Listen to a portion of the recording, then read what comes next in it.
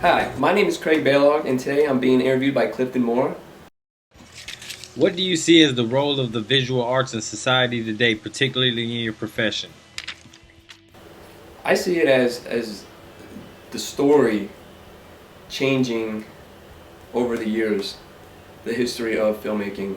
Today you see a lot of zombie films, horror films. You see more than you have in the past. And I think the stories are changing as time progresses. The stories are changing, people are changing, society's changing.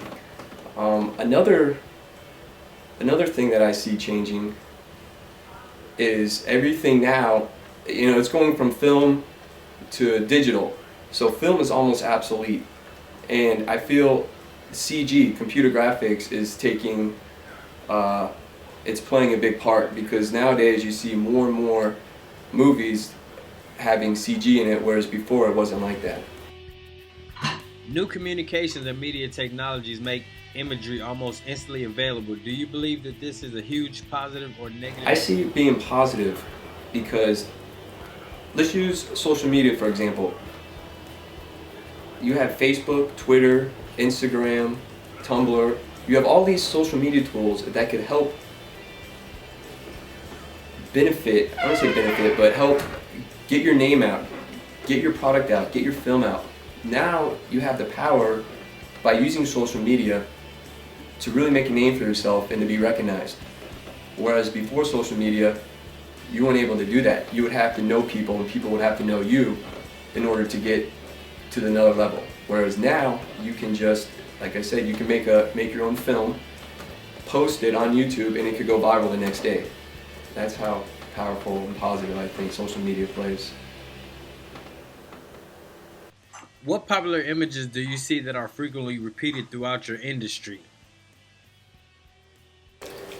I see a lot of sex and drug use and violence more than ever before. Take a movie like Wolf of Wall Street. There's so much drug use and nudity in the movie, whereas 20 years ago, you wouldn't have seen something like that. You wouldn't have seen a movie like that. But today, you see more and more of it, and people are getting accustomed to it, and they're more relaxed, and it doesn't bother them. And I feel that that's changing society. Who is one of your favorite visual artists? What is your favorite style of visual arts? One of my favorite visual artists would be Steven Spielberg. I say that because when I was younger, watching his movies, I just, there's something about him that brought me into them that, that caught my attention, where it felt like I was actually in the movie. Like movies like E.T. and Jurassic Park, and just feeling like I was in that world.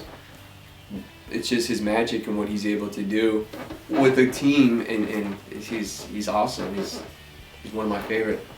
How has your knowledge of famous artworks influenced your creative process? I would have to say, from what I've learned over the year and the knowledge that I've gained from being in the film industry, plays a huge role in what I know. Let's take lighting for example. Understanding lighting and how it sets the mood for a movie, whether it be low contrast, high contrast, the colors used, it all means something. There's motivation behind why it's being done, why you have certain lighting and why the lighting is the way it is.